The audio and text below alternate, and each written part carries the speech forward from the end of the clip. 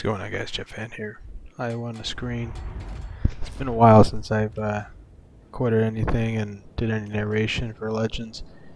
So I missed it. Life's been busy, you know. So we're gonna hop right back into this one here, and we're just gonna start trying to get back on into producing content. Unlocked the Marlboro recently, so been playing around with that the last couple days. We'll see how that plays out. I could have a video in Marlboro coming out in the next little bit here. We'll see, but yeah, probably the next maybe 3 or 4 days you'll see my Marlboro video come out. So we're just gonna hop right in this one here in the Iowa, and you're gonna see an interesting game in the Iowa. Obviously, the Iowa has some very, very strong characteristics. Artillery plotting room, one of those characteristics in the traits for the U.S. line that makes it incredibly reliable and incredibly predictable in the sense that you have a very good understanding of what's going to come out of those barrels, your grouping, your dispersion, when you pull that trigger on a U.S. battleship. If you aim, you have a reasonable expectation that where you aim is what you're going to hit. It's not like an Italian battleship or a German battleship where you're really going to struggle at times, and then not even because of poor aim or poor accuracy. It's not because of poor aim, it's because of poor accuracy and just poor dispersion. You know, things that you can't control.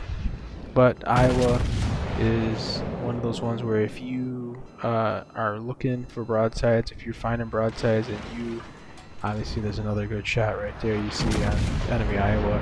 Look at those shells. I mean, those shells are basically going in like twins, you know. I mean, they're like triplets actually, whatever, you know what I meant.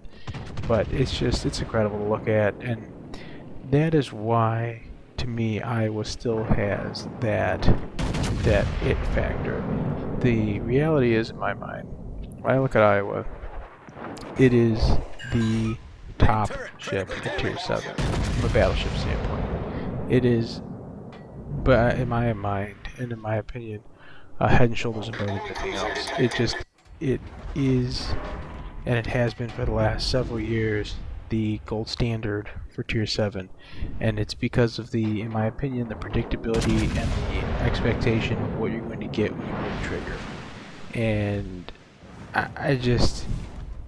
it's hard to compete against. Now you're going to see here in this game I'm doing a lot of looking around, and basically what I'm looking for is I'm looking for broadsides. I've kind of wedged myself up into the center of this map here, and that means that anybody on the perimeter and the periphery, I'm going to have a broadside to. So like this hipper here, we're going to use the auto aim feature. We're waiting for that to load up, and instead I changed my mind, and I'm thinking, do I want to shoot at this Bismarck? Do I want to shoot at that hipper? What am I trying to look for here? I'm looking for broadsides. I'm looking for ways to influence this match and do significant damage. And you see there's a big salvo. So we're what? About 5 minutes into this match, we're at 100,000 damage. No sinkings. Notice, no sinkings. But the game isn't about sinkings. Okay, and you're going to notice that is something later to keep an eye out for in this one. I'll let you in on a little spoiler alert for the rest of this video. Keep note of how many ships that I sink, and then look at the final XP score for me. Okay, good salvo there out on the hipper, and oh man, that should have probably been in my first sinking, but you know, of course, left him with a little bit of health, just enough for him to get away, and yeah, that one hurts, but there's a good salvo. Basically, for all intensive purposes, removed that hipper from the game and puts our team in a much better position now on that flank, because we did some serious heavy hitting damage to the Bismarck, which is, I believe, now sunk, and then we did another heavy hit on that hipper. So that whole flank we basically assisted in crippling. So you saw there a good shot out on the Shikaku, and if you have a chance to shoot at aircraft carrier, you shoot at it. If you have a chance to shoot at a destroyer, you shoot at it. Obviously that's no longer the case here, so we're just out here looking for broadsides, looking for ways to influence the game. with our very accurate, very dangerous U.S. battleship. So, to me, like I was mentioning earlier, you're going to notice that we're at 154,000 damage. We've kind of wedged ourselves up in here. We're not looking really to do anything drastic, like push forward too terribly much. We're not in that reverse roll like you hear people make fun of the Iowa all the time. We did push forward slightly, but we're just looking for our broadsides, and we're really staying active on the mini-map, which is something that I've talked about in the past. The more active you are on the mini-map, looking for broadsides, looking for ships that have recently been spotted, as opposed to tunnel visioning. If you're not doing that, looking around, i.e. looking for those broadsides, looking for those opportunities, and you do get into the tunnel vision side of the game, you're doing yourself a huge disservice, because you're going to miss a lot of very juicy, a lot of good chances to hit, cause damage, influence the game for your team. So again, I've talked about it in the past, just be mindful of that mini-map if you really are trying to be a top tier legend player. And I'm not saying that I'm a top tier legend player, I'm saying I'm probably slightly above average, if not average, and that's fine. And I mean, understanding the concepts of the game and then applying them is two different things, you know. It's like the whole being a good coach and being a good player, right? You know, I can understand and watch a lot of other people talk about this game, and I can, you know, study it and understand it. It doesn't necessarily mean I'll be the best at applying those traits and those skills.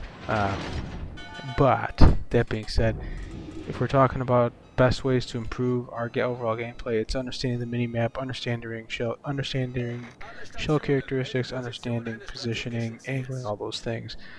If you understand those things, you're going to be very dangerous in this game. So the best way, in my opinion, to immediately improve would be the mini-map awareness. You see there another good, our front two turrets. I mean, those shells are just so dangerously close. I mean, it's unbelievable. I thought that was going to do it after Shikaku, but unfortunately, we only ended up with standard pens and and an over pen. And then there, I thought that last one would end up taking them out, but of course not. You know, we're just sticking with the whole no ships sunk, I guess, in this game.